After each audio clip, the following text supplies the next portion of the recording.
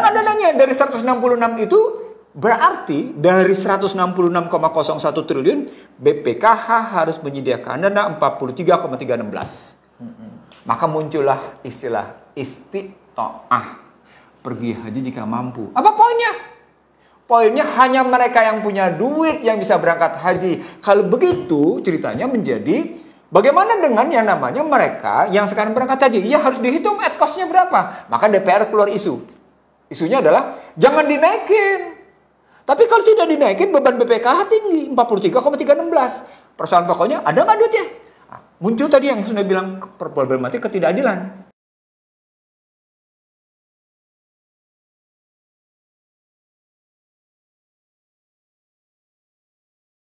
Bismillahirrahmanirrahim. Assalamualaikum warahmatullahi wabarakatuh. Waalaikumsalam warahmatullahi wabarakatuh. Kembali bersama IC Drill Show. Alhamdulillah, Bang Nursi apa kabar? Baik, insyaallah sama-sama. Alhamdulillah. Mohon dimaafkan para pemirsa IC Drill Show agak sedikit melamban karena ada urusan-urusan yang hukumnya ini wajib kayak gitu. Iya.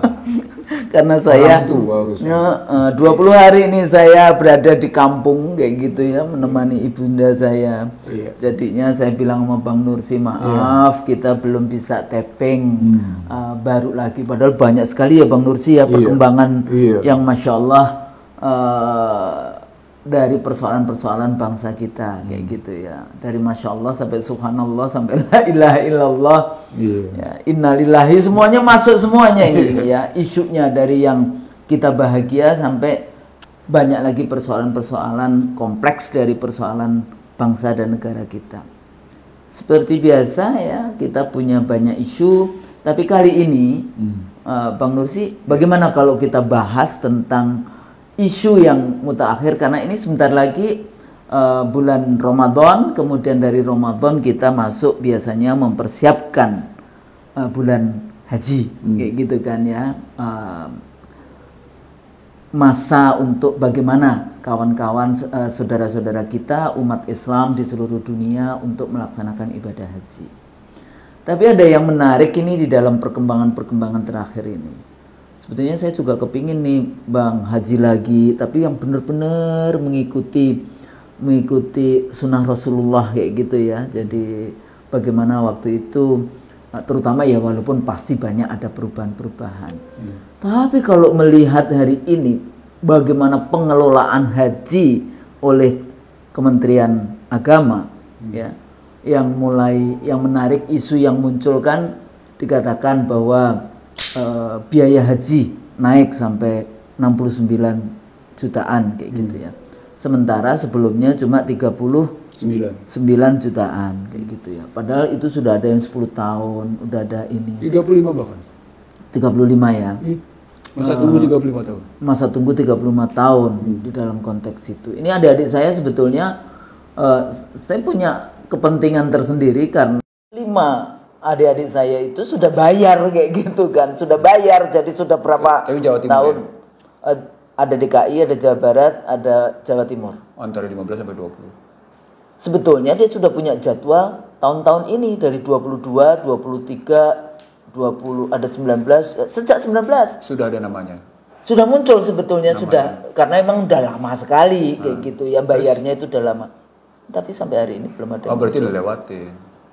Berarti dilewatin kalau kayak gitu. Itu yang ketidakberesan di dalam konteks jadwal ya. Iya, penempatan alokasi daftar nama. Ya. Nah, waktu itu kita pernah mendiskusikan tentang isu haji nih ya Bang Nursi, pengelolaan, dari pengelolaannya sampai kemudian kita bicara anggaran. Iya. Tapi karena kalau kita di dalam konteks IC Drill Show kita banyak sekali kan bicara tentang political economy, lagi-lagi kita bahas tentang finansial. Nah, kalau kita bicara tentang bagaimana umat rakyat kayak gitu ya, itu sudah menyerahkan dananya puluhan tahun ke negara. Sebetulnya itu kan dikelola oleh negara, lembaga yang mengurus khusus haji. Tapi pada saat diskusi waktu itu kan ada kebijakan yang berbeda antara kementerian dengan kebijakan yang berurusan dengan, waktu itu kita bahas, berarti kamu cuma kasir kayak gitu kan, urusan kasirnya. Nah, balik lagi kalau kita bahas tentang haji ini, kita mulai dari sejauh mana sih sebetulnya negara melayani rakyatnya yang sebagian besar adalah Muslim, melaksanakan ibadahnya, dan itu juga sesuai dengan konstitusi, ya kan? Kita punya konstitusi yang memberikan kebebasan kepada warga negara untuk melaksanakan ibadahnya. Dan tentu saja negara, karena negara juga mengambil porsi, mengambil dana itu, tentu saja juga punya kewajiban pelayanannya kepada rakyat itu seperti apa. Nah, melihat dari konteks keuangannya, melihat konteks dari isu pelayanannya, ini kan bisa berbeda-beda. Kayak saya baca misalnya, oh iya kita di hotel di Mekah misalnya sampai 18 jutaan, ya, usulan proposal dari kementerian ini. Padahal emang hotelnya seperti apa? Satu kamar emang berapa orang dan sebagainya. Saya dulu tahun 2000 itu satu kamar kita berdelapan. Tidur yang di lantai, tidur masih yang di kasur busa yang seperti itu. Tapi kita waktu itu meminta khusus perempuan. Karena masih ada dicampur itu satu kamar lagi perempuan. Nah, waktu itu saya saya khusus perempuan. Akhirnya kita hanya ada kamar kecil, kamarnya relatif kecil, dan itu kita masukin sampai 8 perempuan. Itu reguler ya? Reguler waktu itu. Okay. Tapi waktu itu masih murah. Ya, masih 20 sekian lah. Nggak sampai yang ini. Tapi tahun 2000. Udah berapa kali naik haji? Baru sekali kalau hajinya, makanya saya kepingin. Kalau murah udah berapa kali? Jangan ditanya. Okay. Jangan ditanya. Okay. Maksudnya karena waktu itu saya ada cerita, saya kalau udah lulus PhD, uang pertama yang saya miliki saya mau pergi haji. Oh iya. Jadi ada sedikit nazar di situ kayak gitu, sehingga saya dapat proyek. Waktu itu akhirnya saya pergi bersama ibu saya. Ibu saya padahal udah yang kedua waktu itu. Ibu saya itu ngumpulin 1.000 perak dari jualan di rumah kayak gitu, jualan meracang kayak gitu ya. Akhirnya bisa pergi haji dengan bapak saya, yang bapak saya itu pensiun, terus dapat dana pensiunnya itu. Nah, mereka berdua berangkat tahun 95, tahun 2000 berangkat lagi. Nah, tapi isunya bukan isu saya atau isu orang tua saya. Banyak sekali rakyat kecil yang seperti ibu saya, 1.000 perak menabung untuk bisa pergi haji. Tapi kemudian sudah cukup, tahu-tahu harus menambah sampai besar. Nah, ini kan bisa bicara tentang ketidakadilan, bisa bicara tentang tidak fairness di dalam konteks itu. Okay. Nah, kita mulai berangkat bahasnya dari mana nih, Bang? Okay. Kelembagaan negara, baru kemudian nanti kita bahas tentang keuangannya, baru kemudian kira-kira nitty-gritty, so what can I do, what can we do di dalam konteks itu. Kalau kita bahas tentang Malaysia sudah punya 2 gedung itu di sana ya, yang kemudian itu bisa digunakan untuk rakyat Malaysia. Aceh juga punya, Aceh sebetulnya punya wakaf di sana yang dibuat gedung juga, sehingga rakyat Aceh itu kalau umroh, kalau apa bisa tinggal di situ. Okay. Nah, ini kenapa sih hal-hal yang mudah yang bisa dilakukan seperti itu tidak mau melakukannya negara ini? Kita strukturkan dulu dari tantangannya, lalu kemudian bagaimana kita punya kemampuan kita melihatnya, lalu kita lihat kemudian dengan pendekatan, tentu dengan pendekatan kelembagaan dan keuangan. Ya, jadi problematik tantangan kita lihat tantangan, kita lihat kekuatan. Tantangannya sekarang kerajaan Saudi Arabia sudah nyaris total membedakan soal permintaan visa. Iya. Visa sudah bisa diminta bebas. On arrival visa pun bisa. Iya, terakhir. Tapi kalau haji susah kayaknya ya, tapi peraturannya ada. Sepanjang Anda sudah di paspor Anda ada visa negara-negara Amerika dan Eropa dan visa itu masih berlaku, Anda boleh datang dan kemudian visa Anda berlaku setahun sekarang ini. Dahsyat kan? Jadi kalau Husnul punya visa Australia, punya visa Amerika, punya visa Inggris, dan 3 visa ini berlaku, gitu ya? Schengen ya posisinya. Maka begitu Anda datang ke sana, Anda bisa langsung dapat visa setahun. Sekarang ini di Saudi Arabia. Apa poinnya? berlaku mekanisme pasar bebas. Jadi artinya Saudi Arabia sedang mengikuti banyak negara untuk membebaskan permintaan visa. Oke, jadi udah nggak bayar nih?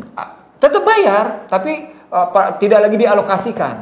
Oke. Anda tetap harus bayar, tapi tetap harus bayar, tapi tetap tidak lagi seperti dulu ngantri. Sekarang enggak. Okay. On arrival visa bisa, visa turis juga bisa, gitu ya. Including haji. Iya, sudah kan memang pendekatannya ibadah sebagai pendekatan turis, pendekatan wisata. Oke. Ibadah dalam pendekatan wisata posisinya. Oke. Lalu berikutnya yang baru diributkan di Indonesia yang agak itu rame itu bukan visa itu, visa transit yang 4 hari itu. Ya, 4 hari itu visa transit. Jadi ada perubahan di situ. Apa dampak dari perubahan visa itu? Dampaknya di hotel. Ya. Kalau dulu hotel itu bisa di blocking, sekarang hotel itu nyaris nggak bisa lagi blocking karena permintaan tetap tinggi. Apa ini harga hotel jadi naik. Oke. Jadi kunjungan makin banyak, hotel juga kemudian menjadi naik di situ. Apa dampak berikutnya? Transportasinya juga jadi naik. Apa dampak berikutnya? Makanan juga naik. Gitu.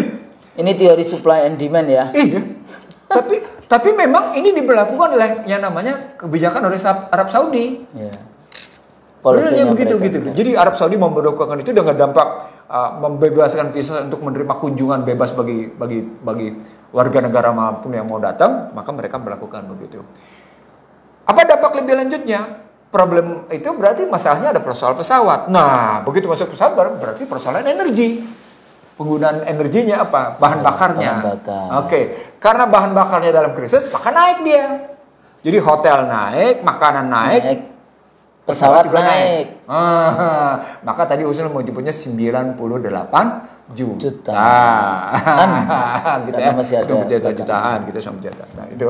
Oke, itu satu.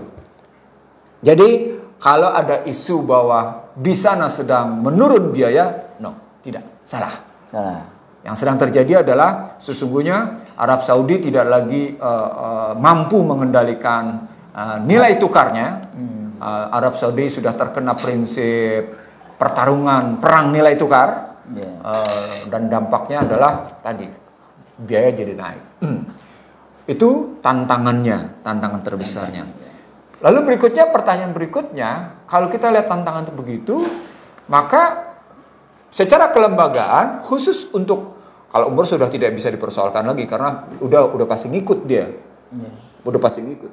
Begitu kita persoalkan haji, muncul pertanyaan, bagaimana dengan Indonesia kekuatannya atau ancamannya, tantangannya? Indonesia modalnya adalah memisahkan antara penyelenggaraan undang-undang haji dengan undang-undang BPKH. Jadi antara keuangan sama penyelenggaraan haji dipisahkan. Itu yang kita simpulkan saya simpulkan dalam bicara kita gitu ya. Bahwa BPKH ini cuma kasir. Dia cuma terima duit berdasarkan ketetapan perintah lalu dia bayarkan. Sekarang pertanyaan, kalau gitu siapa yang menetapkan pesawat? Siapa yang menetapkan hotel siapa yang menetapkan makan? Siapa yang menetapkan visa? Di sini. Itu berarti ketika visa jadi masalah gitu ya. Visa jadi masalah, sesungguhnya penyelenggaraan haji sudah berubah jadi mentalnya. Karakternya sudah berubah. Ini yang kita mesti tahu, Husnul. Pasti berubah. Poinnya adalah ke depan bisa saja orang tidak lagi menunggu model kuota ini. Bisa berangkat sendiri gitu ya. Oke. Kalau begitu, pertanyaan berikutnya menjadi bagaimana dengan biayanya? Sebelum sampai pada biaya, itu berarti perubahan ini bisa mengakibatkan permintaan orang untuk ikut haji secara kelompok itu berkurang. Berkurang. Oke. Orang kelompok besar mungkin. Kelompok besar ya. Tapi kalau kelompok kecil yang punya duit bisa sendiri berangkat sendiri. Apalagi Anda sudah punya visa Amerika. Itu serta-merta visa haji itu gampang gitu diperoleh. Anda sudah punya visa negara-negara Uni Eropa gampang. Keadaannya begitu. Nah, dari situasi itu kan tadi dibilang sistem kuota bisa jadi ini hapus jadinya. Kan Indonesia pakai sistem kuota. Iya. Kuotanya 10%. 221.000. Ya. 221.000. Yang reguler ONH itu 198-an. Sisanya. Yang sisanya ONH plus termasuk yang namanya para petugas, jumlahnya 17.000 sekian. Ya. Sehingga jumlahnya menjadi sekitar 221.000. Oke. Kalau begitu apa perbedaannya? Bagi mereka yang reguler atau ONH biasa, itu kan dikenakan biaya 39 juta, ya. Ya. Lalu kemudian uangnya dioptimalkan. Nah, optimalisasinya itulah yang dipakai oleh Badan Pengelolaan Haji untuk menutupi kekurangan biaya yang sesungguhnya. Kalau dialog kita tahun lalu, biaya kita tahun lalu, kan penyelenggaraan antara 69 dengan 70 juta, ingat ya? Iya. 69 sampai dengan 70 juta. Artinya BPKH membayarkan jemaah berdasarkan hasil optimalisasinya adalah sekitar 21 juta. Sekitar 15 sampai dengan 21 juta, tergantung tempat. Dari mana dia diberangkatkan. Taruh 20 sampai dengan 21 juta. Itu yang dibayarkan oleh BPKH dalam program. Tapi itu bukan pemerintah mensubsidi, salah. Itu karena hasil optimalisasi uang. Lah ini yang kadang-kadang penggunaan kata subsidi dari negara itu. Nggak ada negara. Ini menarik, Kusno. Sampai di sini sesungguhnya, kapan subsidi itu bisa diwujudkan? Nah, di sini muncul persoalannya. Sebelum Undang-Undang BPKH diterbitkan, pemerintah mengaku bahwa optimalisasi dana haji yang dia kelola dalam hal ini Kementerian Agama itu bunganya 6%. Dapatnya 6%. Saya kebetulan jadi narasumbernya di Kementerian. Bukan, di BPKH. DPR. Komisi 8. Oke. Saya bukan hanya melihat soal perbedaan bunga antara pemerintah 6% kemudian BPKH 8%, bukan. Itu saya. Saya melihat secara menyeluruh, sehingga terus terang saya tidak merasa tertarik untuk mendaftar menjadi badan BPKH karena ntar gue dibilang cari duit lagi. Gue gak mau. Karena gede loh, 5% dari hasil optimalisasi. Mereka yang mendaftarkan itu dapatnya 5%. Gede, Husno. Triliunan terus dibagi-bagi dengan pejabat. 100 berapa itu? Besar sekali. Yang dioptimalkan berapa, dapatnya mereka 5%-an. Nah, sekarang kalau kita lihat dari posisi begitu, maka apakah ketika bunga 6% itu pertanggungjawaban dananya jelas? No. Tidak diketahui bagaimana. Berapa jumlahnya? Tidak pernah. Dan publik tidak pernah tahu. Bagi pesertanya juga nggak jelas. Nggak tahu. Jadi karena kita cuma naruh uang misalnya 25 juta selama 10 tahun lebih. Itu 6%. Itu gimana tuh nggak jelas itu. Jadi cut off 2019 itu yang 6% ini tidak pernah diketahui berapa sesungguhnya. Tidak pernah diketahui cut off-nya. Iya, betul. Nah, begitu masuk di 2019 ke sekarang, kan bunganya 8%. Nah, itu bisa diketahui. Makanya kemudian BPK pernah mengaudit, tetapi kemudian BPK juga punya catatan-catatan tertentu atas posisi ini gitu ya. Nah, sekarang kita jadi ada masalah pertama adalah soal yang 6%. Betul. Masalah yang kedua adalah yang 8%. Nah, ketika kita bicara 8%, berapa sesungguhnya dana BPKH yang terkumpul per Januari 2023? Dana per Januari 2023 mereka bilang ada 166,01 triliun. Nah, artinya ketika kita bilang dia dimanfaatkan sampai dengan 8%, kaliin aja berapa yang ditempatkan, berapa yang ditaruh. Nah, ada angka menyatakan penempatan sekitar 49 triliun, ada yang menyebut 2 kali dari kebutuhan itu sudah selesai. Artinya kewajiban BPKH adalah berdasarkan Undang-Undang Penyelenggaraan Badan Pengelola Keuangan Haji, BPKH harus menyediakan dana 2 kali dari kebutuhan menyelenggarakan haji. Tiap tahun. Jadi kalau misalnya sekarang dihitung 98 juta, di sini krisis nih. Di sini krisis. Bahaya nih Husnul. Ketika Husnul bilang, kita buletin 98 aja ya. Ya, 98 juta. 98 kali 221, itu kali 2. Ya. Ulang, 98 juta kali 221 kali 2. Itu yang harus disediakan oleh BPKH. Pertanyaannya, ada nggak duitnya? 221 ribu kan? Kali itu, ada nggak duitnya? Nah, kali 2, berapa jumlahnya Mas? 42 triliunan ya. Kalau 42 triliun itu liquid apa enggak? Kan bisa jadi sih. Juga nggak jelas. Nggak tahu. Jadi karena kita cuma naruh uang misalnya 25 juta selama 10 tahun lebih. Itu 6%. Itu gimana tuh nggak jelas. Jadi cut off 2019 itu yang 6% ini tidak pernah diketahui berapa sesungguhnya. Tidak pernah diketahui cut off-nya. Iya betul. Nah begitu masuk di 2019 ke sekarang kan bunganya 8%. Ya. Nah itu bisa diketahui. Makanya kemudian BPK pernah mengaudit, tetapi kemudian BPK juga punya catatan-catatan tertentu atas posisi ini gitu ya. Nah sekarang kita jadi ada masalah pertama adalah soal yang 6%. Betul. Masalah yang kedua adalah yang 8%. Nah ketika kita bicara 8%, berapa sesungguhnya dana BPKH yang terkumpul per Januari 2023? Dana per Januari 2023 mereka bilang ada 166,01 triliun. Nah, artinya ketika kita bilang dia dimanfaatkan sampai dengan 8%, kaliin aja berapa yang ditempatkan, berapa yang ditaruh. Nah, ada angka menyatakan penempatan sekitar 49 triliun, ada yang menyebut 2 kali dari kebutuhan itu sudah selesai. Artinya, kewajiban BPKH adalah berdasarkan Undang-Undang Penyelenggaraan Badan Pengelola Keuangan Haji, BPKH harus menyediakan dana 2 kali dari kebutuhan menyelenggarakan haji. Tiap tahun. Tiap tahun. Jadi kalau misalnya sekarang dihitung 98 juta, di sini krisis nih. Ya. Di sini krisis. Bahaya nih Husnul. Ketika Husnul bilang, kita buletin 98 aja ya. Ya 98 juta. 98 kali 221, itu kali 2.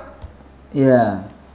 Ulang, 98 juta kali 221 kali 2. Itu yang harus disiapkan oleh BPKH.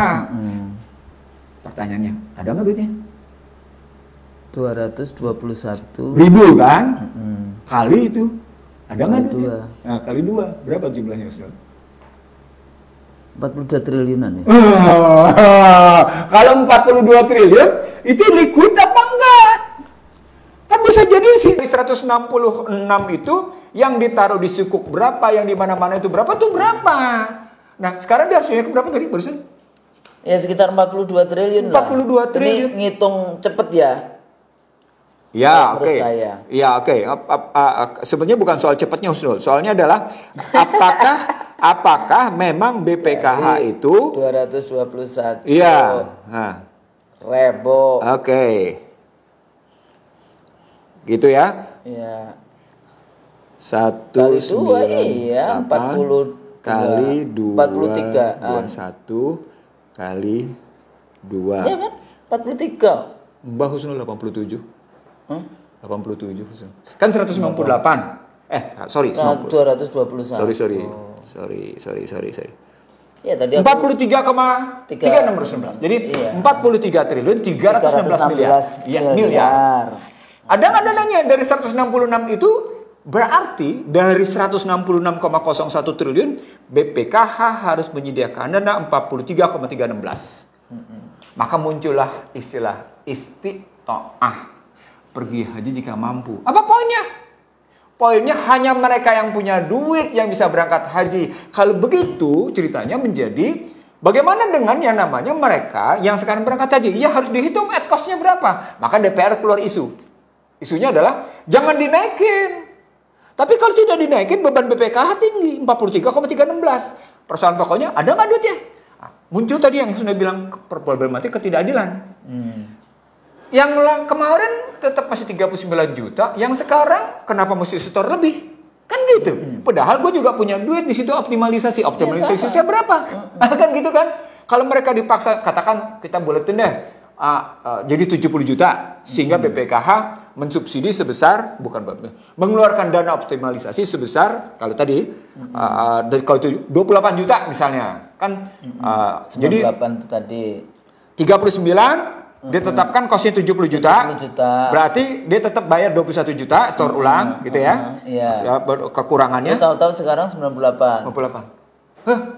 Di mana nih orang-orang yang sebelumnya dan ke depan kayak apa? Persoalan pokoknya untuk orang-orang yang tadi macam Ya ibu saya dulu 1.000 perak, 1.000 perak setiap hari. Di situ yang saya bilang, yang sejak saya berangkat haji hingga hari ini tidak bergeser itu bisnis pemukiman, bisnis cateringnya. Iya, jadi orang-orang itu aja gitu. Ya iya, orang itu nggak bergeser, artinya main bisnis yang bisnis utamanya itu tidak bergeser. Dari persoalan pesawat pakai apa, lalu persoalan bagaimana akomodasinya. Apa nggak ada kecerdasan di dalam konteks mengelola bisnis yang pasti? Ini kan bisnis yang pasti. Persoalan berikutnya menjadi begini, Husnul. Kalau BPKH harus membayarkan sedemikian rupa, katakan duitnya tersedia, tapi jamaah tidak cukup untuk membayar. Coba, sekarang posisi berikutnya kuotanya menjadi terpenuhi nggak? Nggak terpenuhi, sama dengan yang 10.000 ke tahun lalu nggak terpenuhi. Itu bukan soal apa-apa, soal sistem. Jangan dibilang itu nggak bisa. Yang katanya Luhut yang minta itu, yang 10.000 tambahan itu bukan karena soal apa-apa, karena sistem tidak menyediakan untuk menambahkan 10.000 jamaah tambahan, bukan karena tidak kemampuan bayar. Karena sistem gimana sih? Ini sudah tersedia 221.000. Jadi sebenarnya ada 10.000 nih. Iya. Terus ada tambah 10.000. Tambah 10.000 ini siapa? Bagaimana penempatannya? Itu kan problem. Siapa yang dapat? Iya. Tapi persoalannya anggarannya ada. Kemungkinan ada kalau soal BPKH itu nggak masalah. Orang ribut soal BPKH. Waktu itu kan masih hitungan murah, masih belum terjadi. Tapi kan sekarang sudah naik. Jadi artinya problem kedua adalah selain soal visa dan kenaikan biaya, persoalan bagaimana yang sudah bilang tadi, ketidakadilan. Betul itu. Muncul itu. Jadi yang khususnya bilang soal tidak adil ini terletak pada angka-angka ini. Yaitu tadi makanya istilah istitoahnya. Jadi pergi haji jika mampu. Jadi artinya hanya orang yang mampu yang bisa berangkat. Karena bisa jadi yang 221.000 itu yang bisa memenuhi. Tapi apakah dalam sistem itu misalnya kita tambah 10.000 jamaah itu nggak bisa otomatis diambilkan dari yang mestinya berikutnya kayak gitu? Kan harus dipilih. Kan harus dipilih berdasarkan daftar tunggu. Nah, untuk ngasih daftar tunggu, Anda mesti ngasih tahu sama mereka. Berapa lama, terus mereka baru start berapa lama. Tuh problematiknya. Lalu kemudian Anda dikasih batasan waktu yang sangat terbataskan untuk menyetor. Contoh sederhana. Husnul Maria PhD berangkat haji. Ngasih taunya kapan, terus mesti bayarnya kapan, kenapa waktunya pendek cuma seminggu.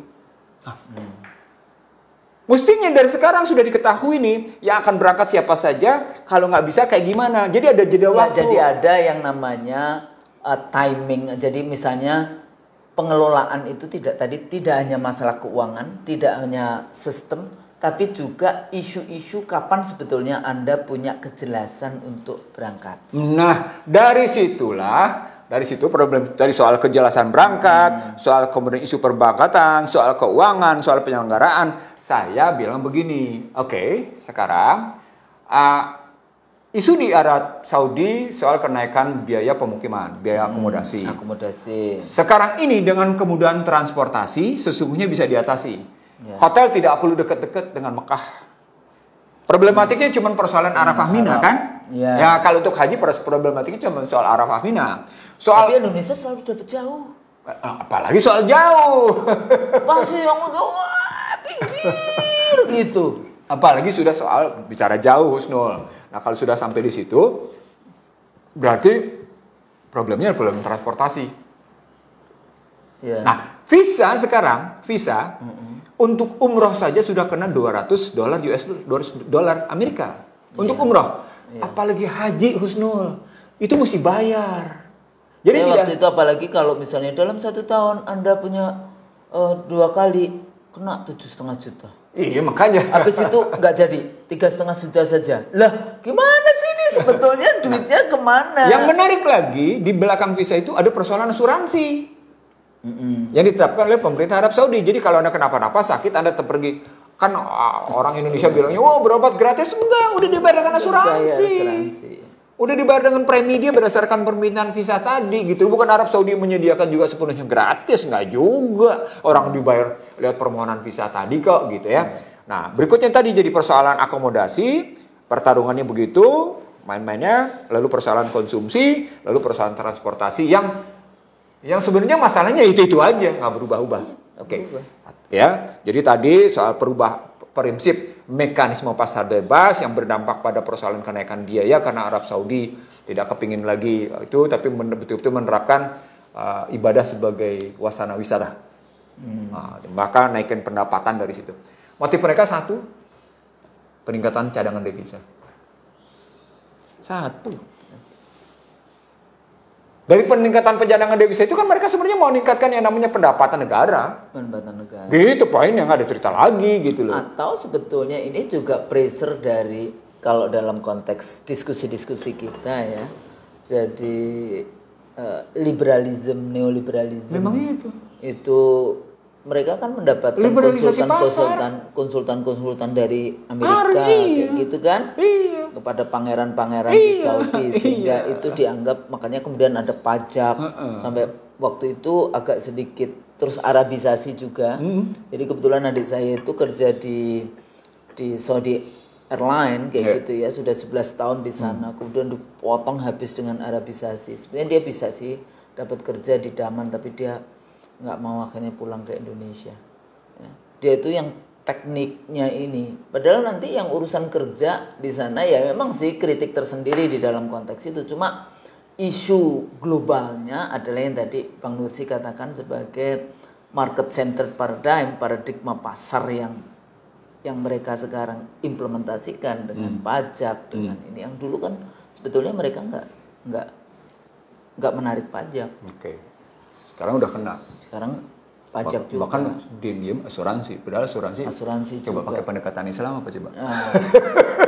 Asuransinya gimana? Ya mereka pakai darurat lah apa nanti kayak gitu ya. Fikihnya nanti dicarikan kayak gitu kan fikihnya. Kita terusin Asno. Tapi kita nggak ahli yang di situ. Tapi intinya kenapa jadi begini kayak gitu. Nah kita terusin. Jadi artinya ketika kita lihat ada masalah dalam persoalan itu, maka suka tidak suka, setuju tidak setuju, masalah ketersediaan likuiditas pada BPKH menjadi sangat menentukan. Walaupun BPKH menyatakan siap menyelenggarakan Haji 2023, tapi jangan salah, dia harus menyediakan dana 43,316 triliun dari posisi dana yang sudah dia kumpulkan 166. Dan posisi berikutnya adalah masalahnya adalah berapa sesungguhnya calon jamaah akan menyetor kembali pada biaya berapa, walaupun Dirjen Penyelenggaraan Haji direkturnya masih menyatakan belum ada tetapkan kok berapa biayanya. Tapi suka tidak suka realitasnya adalah kita bicara 98 itu kan proposalnya kementerian di DPR kan itu. Adkos ya. Adkos. Tapi dia tidak bicara tentang yang optimalisasi. Iya, kosong optimalisasinya. Iya. Oke. Jadi sampai di situ yang mesti kita tahu gitu ya. Penyelenggaraan haji sesungguhnya tetap merupakan masalah. Apakah ini hajat hidup orang banyak? Apakah ini sebagai bentuk pelayanan publik pemerintah atau kuasi antara gitu ya komersial dan dengan layanan publik pemerintah. Ini harus jelas di sini. Kalau harus jelas maka pemerintah harus sebenarnya juga tegas bahwa tidak ada sebenarnya subsidi dari pemerintah. Karena tetap saja biaya yang muncul oleh Kementerian Agama dari Direktur Jenderal Penyelenggaraan Haji untuk membayar duluan ke akomodasi, membayar duluan catering, ya konsumsi. Ini kan tetap dimintakan dulu ke BPKH, dibayarin duluan, lalu kemudian ditutup gitu loh. Jadi artinya tidak ada negara keluarin duit karena tetap dibayar oleh jemaah, oleh BPKH. Gitu posisinya sesungguhnya. Karena duitnya jemaah kan sudah ada di situ puluhan tahun. Gitu, dibayarnya begitu. Nah, karena itu menurut saya sekali lagi ini harus jelas nih. Duduk keuangan ini harus jelas. Duduk penyelenggaraan harus jelas, duduk keuangan harus jelas.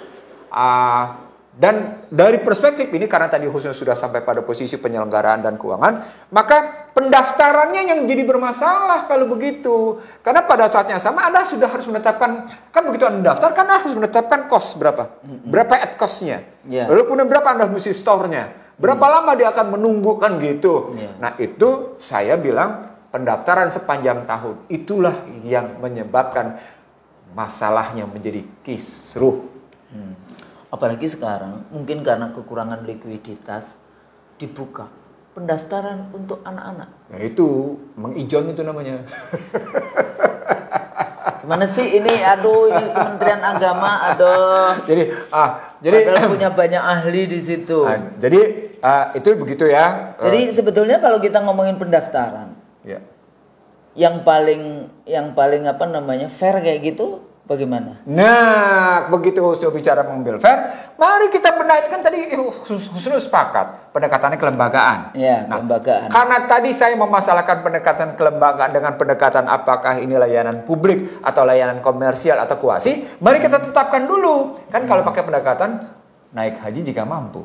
Iya. Apa artinya kalau naik haji jika mampu dengan istitoah tadi istilahnya? Artinya kuasi Husnul. Dia tidak sepenuhnya komersial, dia tidak sepenuhnya layanan publik pemerintah. Jadi dia kuasi. Kalau kuasi maka menurut saya bubarkan BPKH, lepaskan penyelenggaraan haji dari pemerintah. Kan gagasnya sejak awal begitu. Awal kita adalah lepaskan pemerintah sebagai operator penyelenggaraan haji, lepaskan BPKH, bubarkan, dan kemudian gabung mereka, merger mereka antara penyelenggaraan haji sama yang namanya BPKH. Dia menjadi badan tersendiri. Badannya bisa berbentuk tadi, apakah BUMN atau setengah BUMN. Karena bisa saja orang lain yang menjadi badan penyelenggara haji bisa saja dengan kondisi pasar bebas sekarang. Iya. Kan nggak masalah. Sebetulnya kan ada itu yang haji. Husnul biar tahu sekarang. Tiap kedutaan besar bahkan dia kasih alokasi visa untuk dijual loh Husnul. Tiap kedutaan besar sekarang.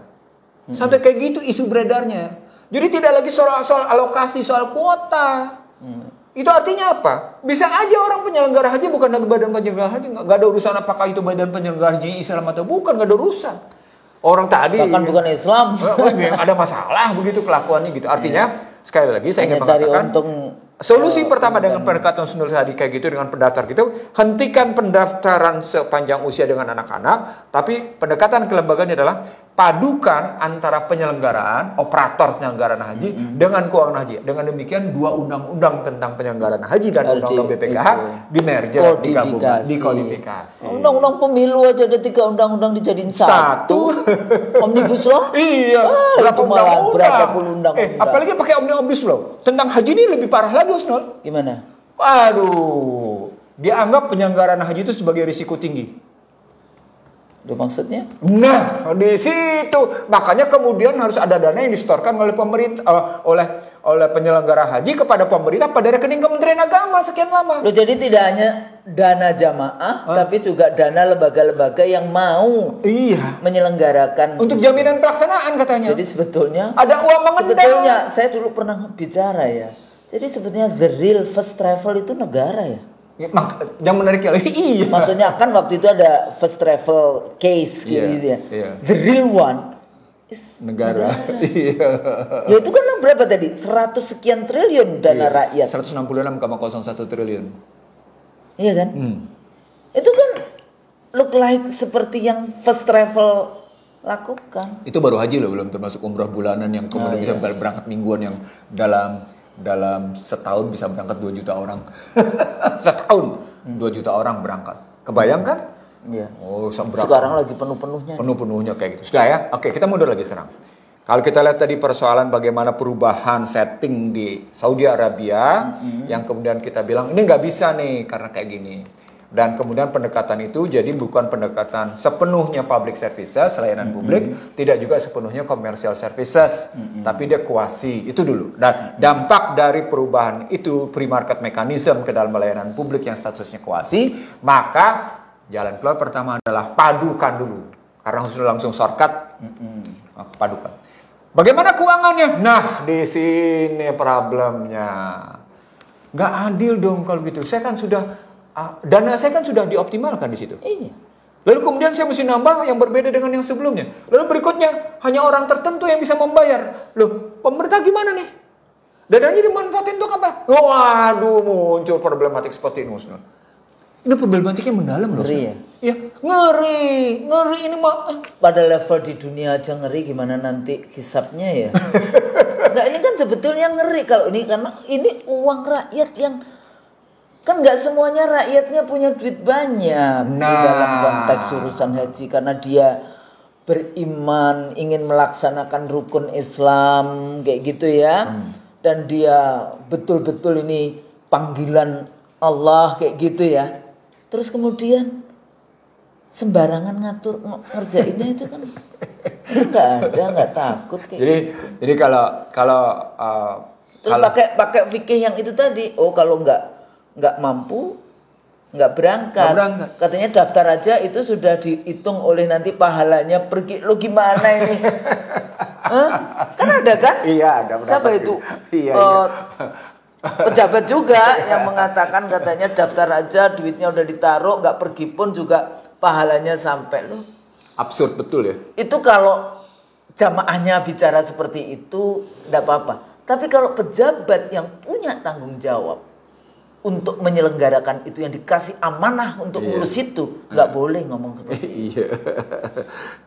Jadi kalau kita berhadapan dengan situasi gitu ya, Snul ya, suka tidak suka memang kembali lagi ke dalam masalah peran pemerintah dalam memberikan layanan publik. Nah, pemerintah kenapa dalam persoalan pasar yang lain di luar sektor haji, pemerintah mau menyatakan diri kami bukan operator, silakan pasar, kan gitu. Tapi kenapa dalam haji pemerintah tetap mau jadi operator? Menarik kan di situ? Ya. Karena dia bisa dapat liquid dari rakyat. Jadi, liquid cepat dari rakyat, yang rakyatnya nggak terlalu karena demi ibadah dia nggak mempertanyakan. Nah itu masalah di situ. Di situ masalah. Di situ betapa sesungguhnya mereka yang mendapat amanah tapi tidak menjalankan amanah, silakan Anda pertanggungjawabkan. Itu oke ya, kita terusin lagi Ustaz. Jadi keuangan, layanan publik, oke ya. Berikutnya kita lihat sekarang bahwa penggabungan undang-undang perjalanan haji dan undang-undang pengelolaan keuangan haji menjadi jalan keluar, itu berarti harus ada cut off dari peristiwa pengumpulan dana sebelumnya sehingga ketahuan positioning keuangan itu kayak apa. Di freeze, nggak bisa lagi daftar sampai nanti dibuka lagi. Bener, itu artinya memang pendaftaran haji tidak lagi model pendaftaran sepanjang tahun. Tidak kemudian anak-anak boleh mendaftarkan haji. Nggak, malah di ini karena itu tadi, karena otaknya cuma gimana caranya ngambil duitnya rakyat aja. Nah, ini juga ada kasus loh. Iya. Itu yang pajak PBB sampai 3 kali lipat. Iya, makanya saya bilang cara berpikirnya cuma gimana caranya akhirnya soal mindset kan, soal paradigm yang ya udahlah kalau kita bisa lebih murah kenapa kita mesti menghasilkan, itu kan revenue oriented. Nah sekarang juga ternyata yang penting kita dapat duit dari walaupun dengan memeras rakyat, kan kacau kan. Udah kayak penjajah dulu. Jadi kalau dalam kerangka itu Snul, balik lagi ya, cut off sebetulnya berapa lama sampai ya dihitung. Iya kan? Dihitung dengan baik, ini gimana caranya dikirim sampai nanti kira-kira era yang namanya yang sudah mendaftar ini tinggal beberapa yang kemudian nanti bisa dengan mudah diinikan. Jadi bukan diterima terus duitnya tapi kita nggak tahu sampai kapan. Iya, jadi tadi gagas kita adalah sudahlah pemerintah tetap sebagai regulator dan supervisor, oke. Tapi penyelenggaranya paduan antara kekuatan swasta dengan kekuatan pemerintah, gitu ya. Lalu semacam BUMN yang kemudian BUMN tadi bisa diserahkan juga kepada swasta. Karena itu juga swasta atau menyelenggarakan juga penyelenggaraan haji dengan biaya, maaf ya, sampai 200 sampai dengan 25.000 US. 300 juta kemarin saya ditawarin. Iya, paling enggak itu. Berapa itu? 25.000 ya? 20.000. Ya, 20.000. Karena visanya sendiri sudah mahal. Sudah belasan ribu. Nah, kebayang nggak tuh? Apa model kayak akhirnya Furoda kayak gitu kan, yang nggak pakai ngantri tapi akhirnya nggak punya kejelasan sampai di Jeddah dipulangkan. Iya, akan kacau. Padahal udah bayar segitu juga. Gitu. Ya, tapi sekarang Husnul, kalau kita ngambilnya modelnya begitu, saya ingin mengusulkan cut off kelembagaan, cut off pendaftaran, cut off keuangan. Itu modelnya. Jadi pendekatan cut off-nya itu untuk memberikan kejelasan posisi dari penyelenggaraan haji yang accountable, karena yang kalau enggak amanah kan gitu. sistemnya terima lagi Kacau jadi itu ya. vicious circle gitu kan. Ketemu tuh istilah Husnul, bahwa dengan modal pendaftaran sepanjang tahun, dengan modal sekarang dia melahirkan vicious circle. Gitu. Kenapa? Karena motifnya kita hendak menghentikan bisnis bagi para politisi dan pejabat. Membisniskan catering, membisniskan akomodasi, membisniskan transportasi. Husnul sediakan deh untuk sekian puluh ribu jamaah untuk catering, dengan satu catatan, satu jamaah saya dapat 1 real ya. Kacau nggak?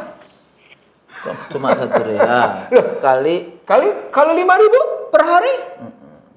5.000 itu real. hitungan untuk yang apa namanya, kan biasanya itu ada pimpinan jamaah itu sampai 5 juta satu jamaah itu kayaknya.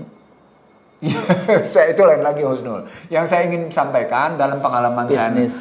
dalam pengalaman saya naik haji udah sampai dengan posisi terakhir gitu ya. Saya lihat itu, bisnisnya dari tahun ke tahun nggak berubah.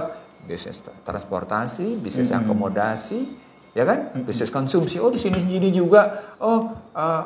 Anda plot pakai hotel ini dengan harga sekian. Masuk ke penyelenggara haji sekian.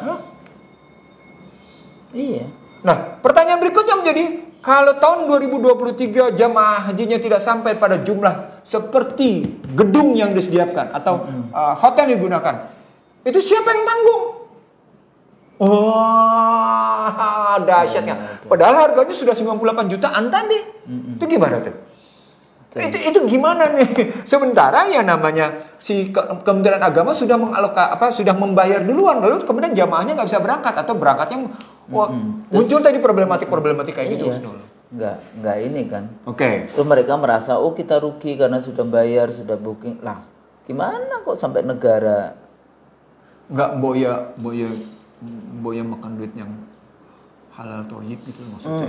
Halalan toyiban kayak gitu, itu tiap pagi kita berdoa gitu. Iya. Ini Allahumma saluka warizqon halalan toyiban wa doaan wa amalan mutaqabbalan. Doanya kan begitu. Oke. Nah, jadi 1 2 3 sudah gitu. Yang keempat sekarang kita ngelihat ini sudah IT. Orang gampang banget kayak gitu. Masya Allah. Jadi sudah tinggal berubah dimasukkan gitu dalam sistem, gimana ininya, gimana kita. Dan yang mesti juga dibayangkan oleh pemerintah adalah revolusi transportasi dengan adanya kereta api dari Jeddah. Kereta api. Jeddah ke Mekah, Mekah ke Madinah. Sudah sampai kayak gitu. Gimana coba? Ada perubahan moda transportasi yang memudahkan orang. Dengan begitu hotel tidak perlu lagi juga dekat-dekat itu, karena ya udahlah, kita sama seperti misalnya kita mau ke mana, kita dari sini mau dari Tebet misalnya mau ke mana gitu, transportasi sudah baik, nggak perlu pakai mobil sendiri lah, pakai contohnya Jakarta begitu gitu loh. Ya iyalah, kalau kita pergi ke New York atau kita pergi di London kan pasti tinggal turun naik kereta balik lagi. Di Melbourne gitu. sama Di Melbourne, di Sydney sama udah begitu kan. Apalagi di Cina. Dengan transportasi keretanya yang kayak gitu udah ke tempat gitu. Artinya sudah terjadi perubahan moda transportasi, mengakibatkan perubahan model akomodasi, mengakibatkan perubahan model konsumsi. Dan jangan salah, kalau orang Indonesia berpikir belanja di Arab Saudi juga sudah tidak worth it lagi karena barang-barang sudah mahal. Semuanya ada di Tanah Abang. Iya, semua ada di Tanah Abang, dan udah begitu ternyata kelasnya juga kelas matiin pihak-pihak dan negara-negara yang sesungguhnya tetap di bawah Indonesia gitu. Ada perubahan-perubahan yang situasinya sangat luar biasa. Itu yang keempat gitu. Jadi paling air zam-zam aja yang nggak bisa ditiru sama Azwa. Oh ya. Kalau itu emang sudah nggak ada. Jadi kalau kita berpikir yang tidak bisa ditiru, air zam-zam sama Azwa. Oke. Sama kabarnya. Tapi kan itu sekarang sudah bisa beli di sini juga. Yang apa? Azwanya. Yeah. Walaupun tidak yang selevel yang biasanya kita beli. Segarnya beda. Segarnya juga. Yeah. Oke, itu yang keempat. Yang kelima sekarang yang mesti kita bayangkan. Kita sebenarnya harus menghitung betul haji ini Tadi sudah kita bilang, ini antara commercial services dan public Public services. services. Sehingga kita tetap menetapkannya sebagai kuasi. Dengan kuasi maka sudahlah penyelenggaraan haji itu tidak perlu lagi bentuknya dirjen penyelenggaraan haji. Sudah bubarkan dirjen itu, gabungkan dengan BPKH, BPK masukkan ke dalam itu, lalu jadilah kemudian dia menjadi sebuah badan. Yang di dalam badan itu punya lembaga keuangan. Jadi jangan dana haji diperebutkan oleh bank. Itu jangan sampai dana haji diperebutkan oleh pemerintah. Gitu Iya, dipakai kemudian untuk bikin infrastruktur yang nggak ada urusannya. Kemudian yang ngerjain juga orang asing. Begitu pakai calo lagi. Pakai calo. Bukan keuangan. Jadi butir kelimanya adalah kita melakukan yang kalau saya menyebutnya revolusi manajemen penyelenggaraan haji. Jadi saya nggak bilang reformasi, saya bilang revolusi. Karena sudah IT nih nanti ini. Jadi dengan IT tadi, dengan ini sudah mereka membanggakan 4.0, 5.0. Aplikasi di haji merentahkan. Dan itu real. Iya. Haji itu real karena itu menyangkut sampai tingkat desa-desa di seluruh, kan marganya kan jamaahnya sampai desa-desa di seluruh republik ini. Iya, jadi Husnul, saya dalam sebulan ini kebetulan bicara dengan beberapa perguruan tinggi dengan pejabat pemerintah tentang Society 5.0. Society 5.0. 5.0. Jadi masyarakat 5.0 gitu. Apa itu? Makin besarnya keterlibatan masyarakat dalam penyelenggaraan publik disebabkan oleh IT. Nah, lo Husnul. Jadi artinya ketika pemerintah bertahan dalam format feudalismnya di tengah IT sudah berkembang, maka dinyatakan pasti pemerintah itu failure. Government failure.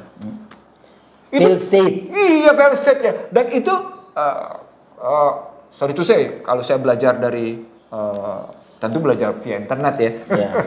Belajar Korea, belajar Jerman, belajar Amerika, itu public administration, public services on IT base berdasarkan itu memang revolusi Husnul berubahnya. Luar biasa perubahannya. Kok Indonesia ngomong-ngomong Industrial 4.0, e-government, tapi pelayanan nggak berubah gimana sih? E-government yang cuma one stop services yang kayak gitu-gitu kan. Tapi ya udah satu kabupaten bisa melakukan, habis itu lupa. Apa semua. poinnya? Kenapa? Nggak berubah karakter. Ya. Nggak berubah karakter. Kenapa nggak berubah karakter? Kacau di kepemimpinan. Leadership lagi.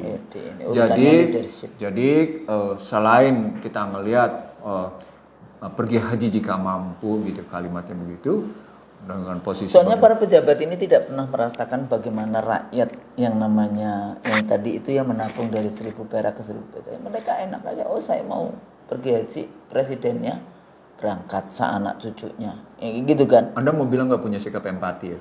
Nah, empati. Maksudnya leadership without empathy. Udah, saya kan ini kita ngomongin leadership tanpa ada empati. Termasuk juga waktu COVID-19 kan? Oke. Jadi agak repot juga memang kalau tidak ada empati atas nasib rakyat. Ya tidak ada accountability. Dampaknya sederhana sekali. Ketika Anda tidak punya empati terhadap rakyat, hampir bisa dipastikan Anda tidak punya accountability. Sombong. Iya. Adigang, adigung, adiguno. Nah, di situ feodalnya dikembangkan luar biasa. Nggak ketemu kalau kayak gitu caranya. Kacau perilakunya kalau kayak gitu. Sebetulnya sekarang ini kan sudah ada yang swasta, Bang. Iya. Tapi berapa tadi negara yang ONH plus kan kalau swasta itu. Itu kalau 221 ribu maksudnya. Iya. Kemudian yang dipegang oleh negara 190-an ya. 198. Iya. Jadi ONH itu nggak banyak ya. Cuma 17.600 sekian. Enggak, 21 plus 2. Cuma 17.000. Jadi kemarin kami dalam diskusi saya dengan pembicara dengan beberapa teman-teman kayak gitu. Sesungguhnya yang ONH plus itu cuma 17.000-an sekian, nggak banyak. Nggak banyak dan sesungguhnya padahal sebetulnya bisa mereka ditetapkan dengan kan itu bukan karena ketidakmampuan swasta, karena memang negara mau memonopoli kayak gitu kan. Betul. Persoalannya. Iya. Jadi kalau dari yang reguler kemudian pindah ke ONH Plus itu mudah nggak? Enggak, karena mereka taruhnya Sistem. $4.000. Terus tambah lagi $4.000. Jadi nggak bisa, nggak jadi bisa. Berubah sistem ya. Berubah sistem sekarang ini, bahkan Jadi nggak connecting sistem kayak gitu ya. kemarin ONH Plus yang kemarin seperti yang Ustaz bilang, kenanya 200 jutaan. Ya. Karena harga visanya sampai 13.000, yang luar biasa yang sebenarnya kemarin 13.000. Paras. Jadi cukup besar. Nah, pemerintah pernah menawarkan kepada swasta agar menyelenggarakan haji reguler, tapi dengan biaya pemerintah nggak mau dong, mestinya dengan biaya yang sesungguhnya. Iya, at cost kayak gitu. Baru hitungannya akan beda gitu. Maksud saya reguler tapi swasta kayak gitu kan, jadi tidak harus dengan ON Plus. Karena kan rakyat kita nggak semuanya punya duit harus ibadah dengan 200 juta kayak gitu. Kalau misalnya 70 juta mungkin gitu kan, itu masih affordable kayak gitu loh di dalam konteks itu. Ya, jadi lagi-lagi Husnul, hal yang kelima ini karena perkembangan IT luar biasa, public services mestinya berubah. Arab Saudi sendiri yang kedua lagi Bang, iya. Saya dulu itu 40 hari, 41, 42. Dan sekarang tidak perlu. Nah, maksud saya kayak gitu. Itu kan bisa mengurangi hotel, yang jelas itu kan cuma seminggu ya. Ya. Bahkan sebenarnya 5 hari. Iya kan kita bisa pakai ya di datang. Iya. Terus sehari misalnya ya, umroh. Habis gitu besoknya pergi ya ke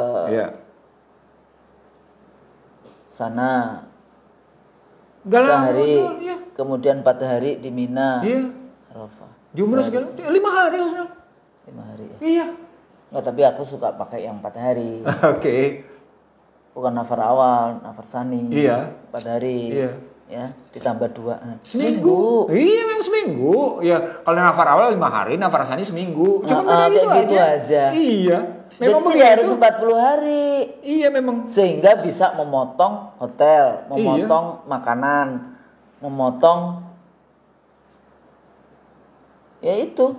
Nah, mereka itu kan karena mau diurus sendiri sehingga isu tentang transportasi kan. That is a part of public services Husnul yang saya maksud. Jadi ketika kita ngambil dalam hitungan gue berapa hari sih efektifnya di sana?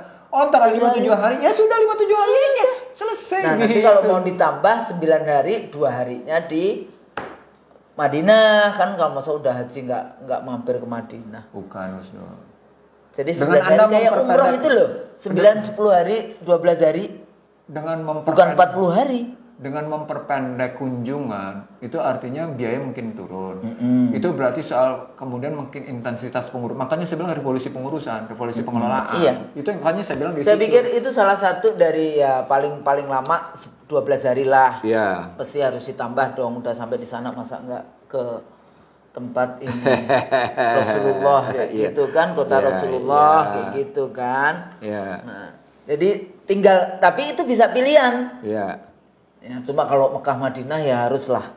Walaupun cuma di Madinah, saya pernah umroh yang cuma 2 hari di Mekah, sehari di Madinah, balik 3 hari, balik lagi Jakarta. Iya.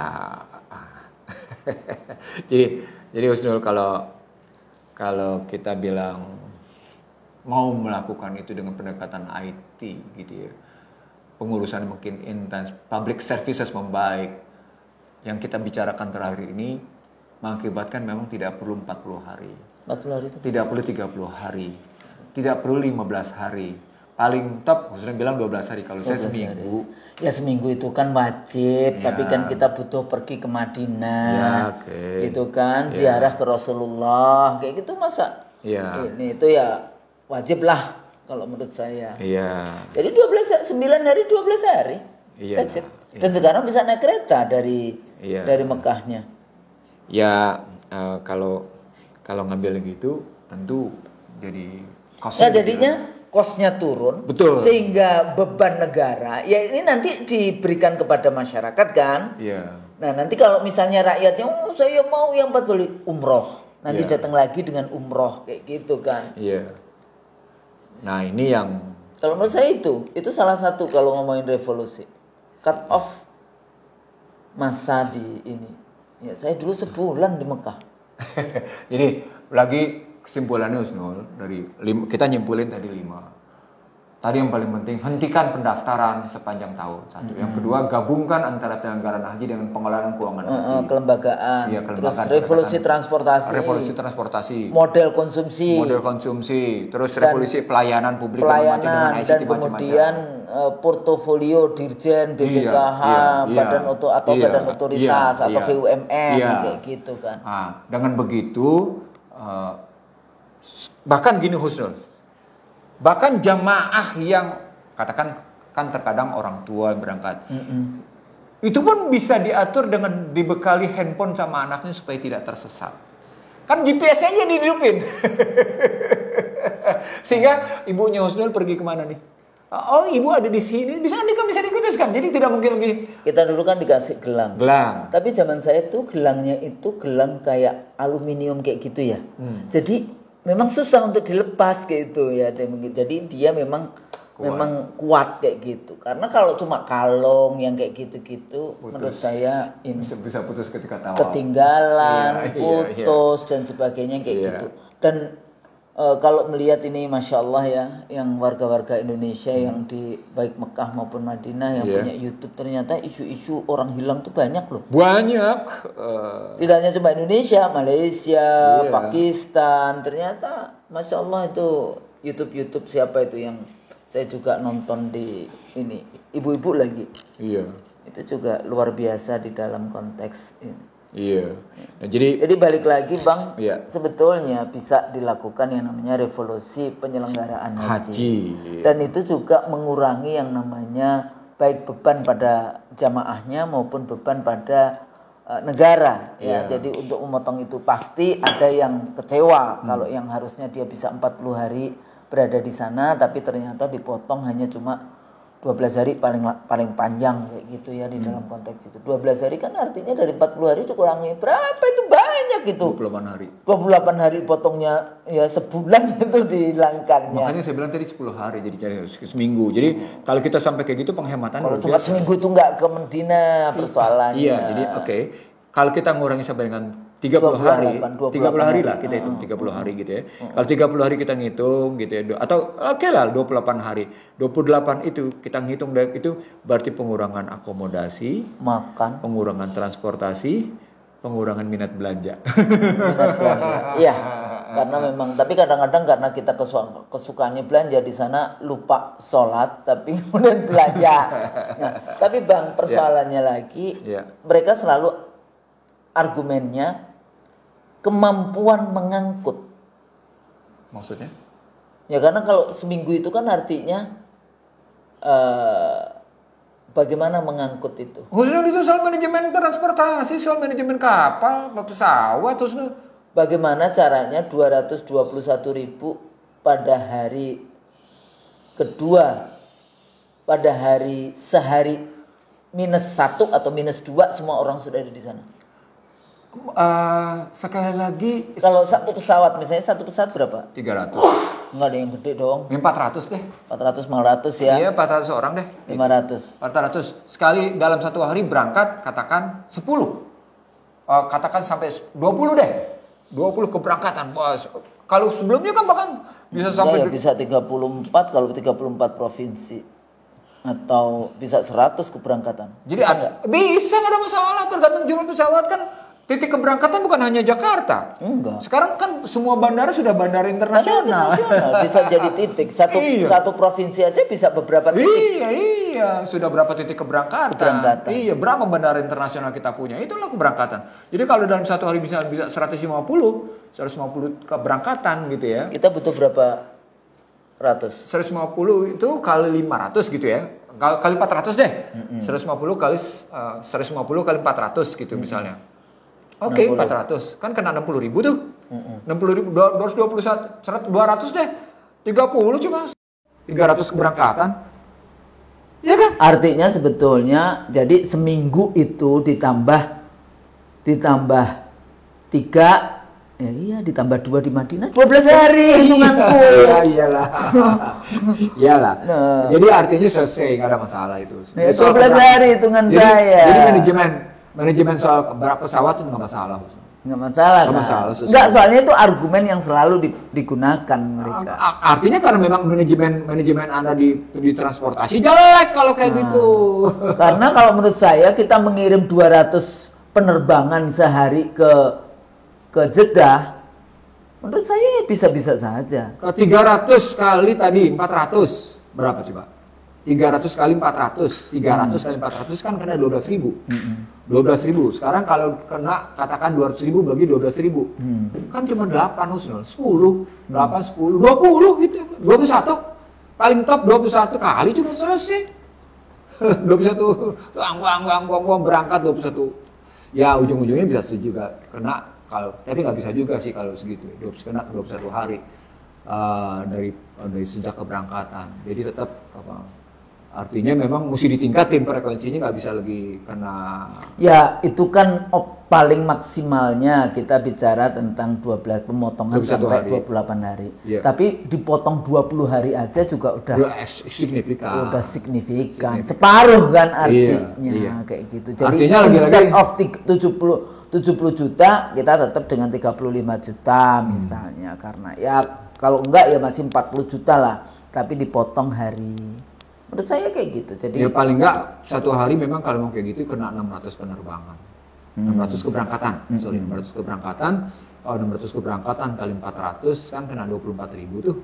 24.000 harus kena 12 hari, 10 hari bisa. Yeah.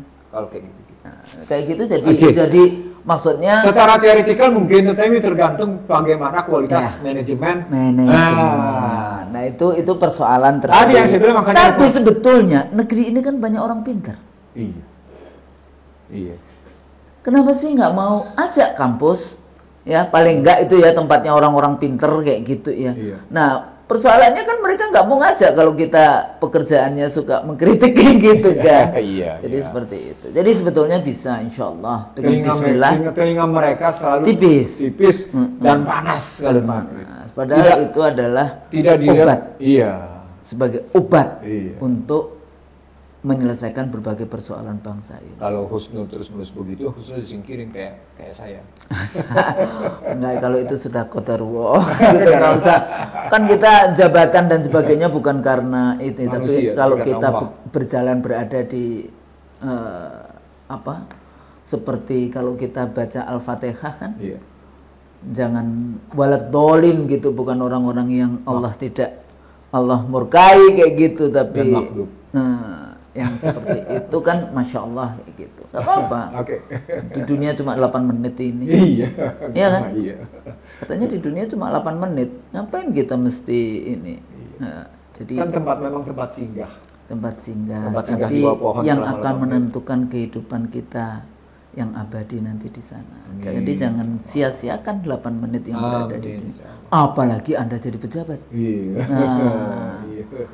Nah, begitulah. Jadi apapun sebetulnya tetap kita akan dihisab masing-masing kita. Jadi gitu ya Bang ya. Insya Allah mudah-mudahan masukan kita ini menjadi bagian penting ya untuk menyelesaikan persoalan, terutama persoalan yang ini setiap tahun. Sesuatu yang setiap tahun mestinya kan semakin baik manajemennya, semakin baik pelayanannya, bukan semakin amburadul setiap kali. Nah kan kayak gitu. Kalimat terakhirnya, berhentilah menikmati kenikmatan bisnis dari orang kecil. Golim itu bahasanya. Bahasa lainnya itu namanya golim ya, gitu ya. Jadi begitu pemirsa IC dari Zoom, apa yang kita sampaikan mudah-mudahan ini bagian dari pembelajaran. Kalau kami salah, kami mohon maaf. Assalamualaikum warahmatullahi wabarakatuh. Waalaikumsalam warahmatullahi wabarakatuh.